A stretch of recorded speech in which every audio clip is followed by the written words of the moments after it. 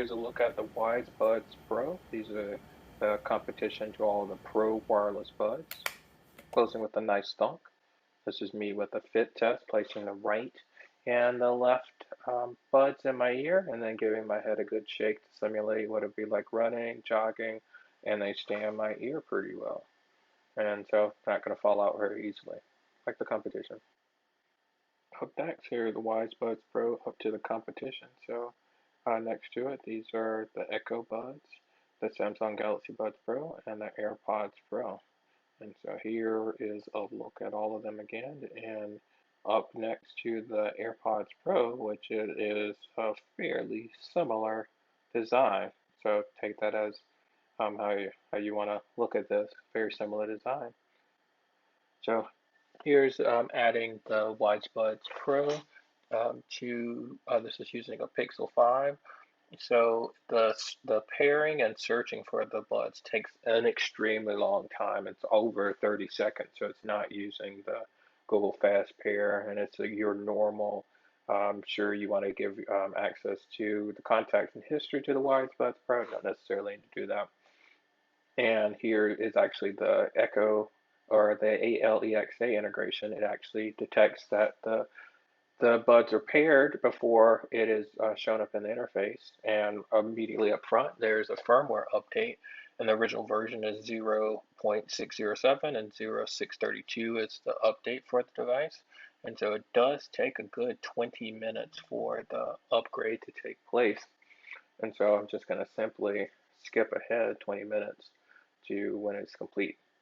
And so once it's done, you can get the battery status as bass boost. Doesn't really work. Gives you touch control and assistant. So you get either ALEXA or native integration, and that's using Google Assistant. So here's the latest firmware, 0.6.32. This may be a little bit ahead of everyone else. I'm on the beta program with Wyze devices. And so here's an example again. So here's your active noise cancellation. So transparency off, and then this is the full. And I got a badge for completing it. So this is testing some of the bass response, and I'm using Sierra's Crush. That's a good representation of how much bass you're getting. And also left-right separation. So it does a very good production of bass as well as left and right um, mixing of the audio. So test that out on your Wyze Buds to see what's the separation like. So I'm just going to simply go back to the device because it has a little too much bass. So now I'm going back to the controls on the device to see if I can turn off the bass booster, and it simply has no effect from what I can tell. So just going to leave it off. And now I'm going to go, and you can now see some of the hard controls that you can set up on the device. Should have left everything alone on here, but I decided to go ahead and make some changes.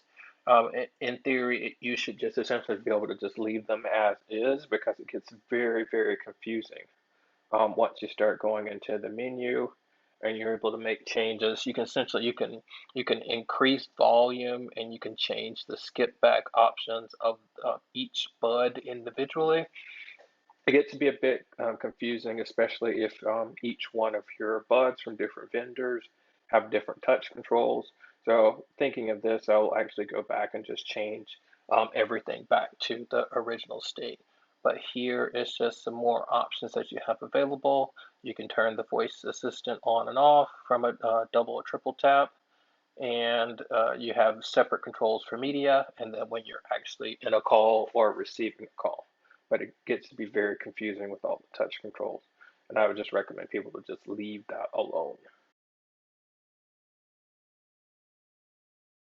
Test of nursery rhymes playing in the background, so the distance from the headphones to the TV is about 8 feet.